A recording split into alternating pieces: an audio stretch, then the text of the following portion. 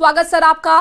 साथ ही Sanjeev Srivastava defence expert हमारे साथ जुड़ रहे हैं। संजीव जी आपका बहुत स्वागत। मोहम्मद अली शाह डिफेंस एक्सपर्ट के तौर पर हमारे साथ जुड़ रहे हैं। मोहम्मद अली जी आपका भी बहुत स्वागत। Lieutenant general SPS Kathewa defence expert के तौर पर हमारे साथ जुड़ रहे हैं।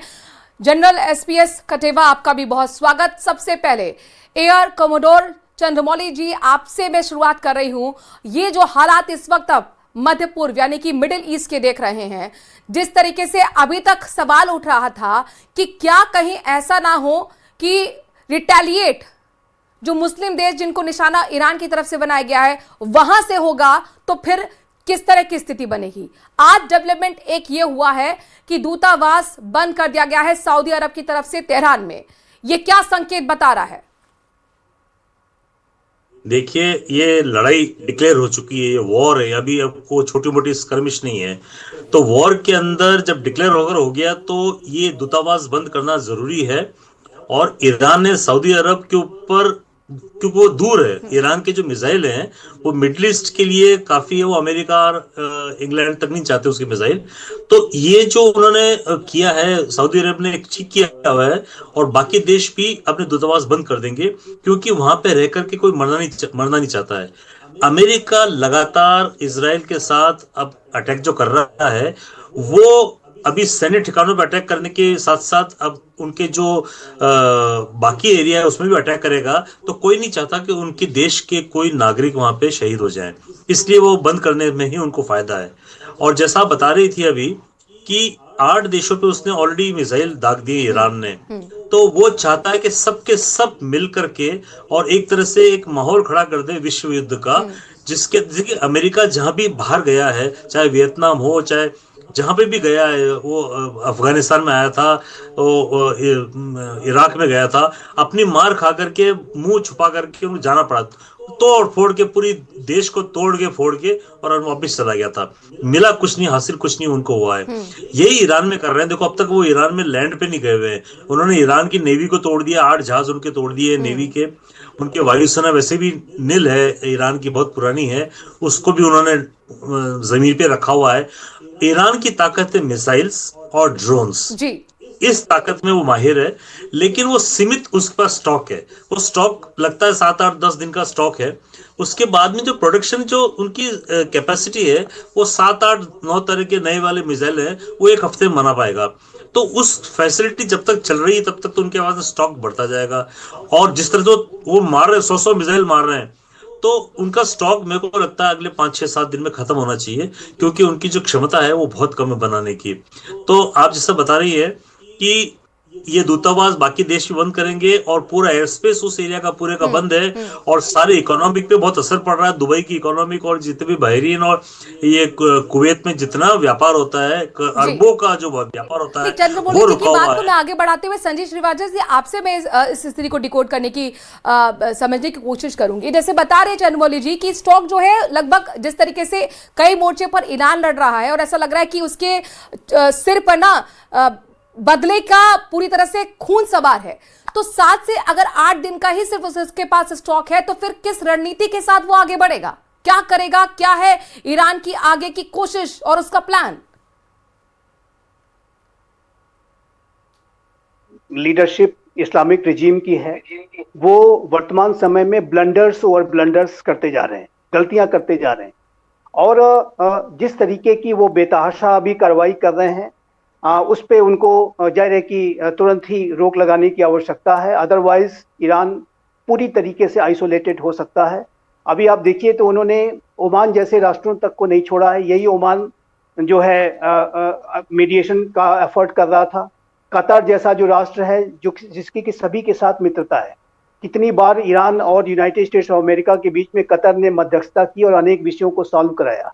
कतर की जो एक जो इमेज है वो प्रॉब्लम सॉल्विंग कंट्री के तौर पे है, लेकिन उसकी जो राजधानी दोहा के ऊपर जिस तरीके के लगातार हमले ये जो ईरान की इस्लामिक रिजीम के जो लीडरशिप, जो एग्जिस्टिंग और रिमेनिंग लीडरशिप है वो कर रही है, तो ऐसे में तो ये जो पूरी उनकी जो उनके जो एक्शंस हैं उन्हें लगातार आइसोलेट करेंगे।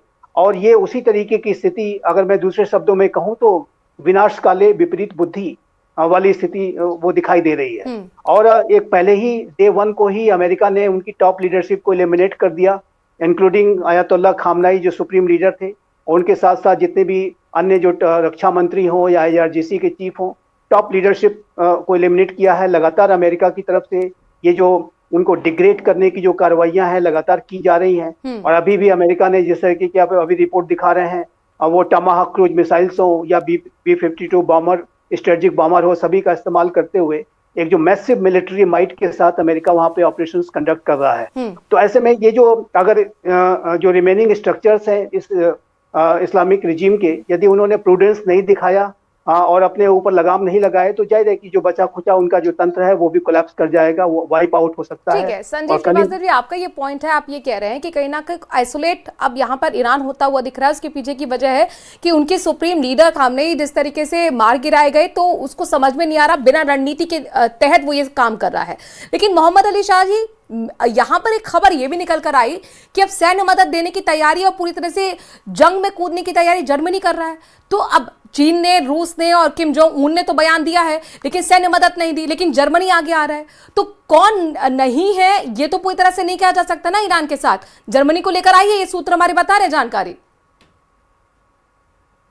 जी, बात करी है आपने और मैं बिल्कुल 100% सहमत हूं जो मेरे प्रीवियस पैनलिस्ट ने कहा है, बल्कि जो मेरे सीनियर साहब ने कहा है, बिल्कुल उस बात को, क्योंकि ऑलरेडी अब ये जनरल साहब यहाँ पे हैं, वो बेहतर बताएंगे, बल्कि उनके ज्यादा तजुर्बा है।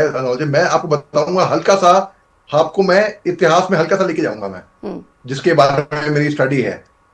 देखिए, अमेरिका दादागिरी जमाता है।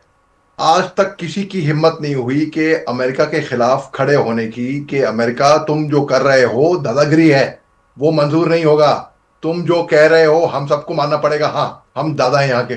अभी हाल ही में आपने देखा 2-1 महीने पहले कैसे वेनेजुएला के प्रेसिडेंट को उठाया उन्होंने रातों रात, जब वो अपने बेडरूम से अगवा कर दिया। ये कोई तरीका है एक सिविल राष्ट्र के राष्ट्रपति को गायब करना? नहीं, कोई तरीका नहीं है।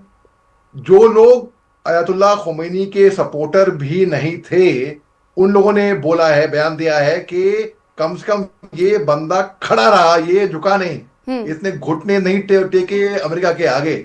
अमेरिका ने 1953 में CIA और UK इंटेलिजेंस को से मिलकर एक ओवरथ्रो की थी, एक डेमोक्रेटिकली इलेक्टेड प्राइम मिनिस्टर को, मोहम्मद मोसादेक को, और जिससे शाह ऑफ ईरान का रेजिम और स्ट्रेंथन हुआ था।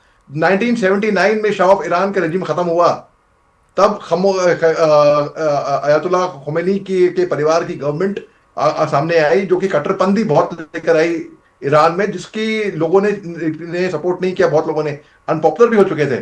ठीक 1 साल बाद ग्वेतेमाला में 1954 में CIA ने ऑर्केस्ट्रेट किया एक आउटिंग ऑफ प्रेसिडेंट जेकबो अरमेंस, जो कि एक डिकेड लॉन्ग डेमोक्रेटिक रेवोल्यूशन को खत्म किया। 1953 में ईरान में क्या, 20 साल के बाद चिली में CIA ने स्पॉन्सर किया एक मिलिट्री कू, जो कि सोशलिस्ट प्रेसिडेंट सल्वाडोर एलेंदे को रिप्लेस किया ऑगस्टो पिनोचेट के साथ। इराक में 2003 में अमेरिका ने लीड किए फोर्सेस इन्वेड किया इराक को और सद्दाम हुसैन को बाद में फांसी पे चढ़ाया।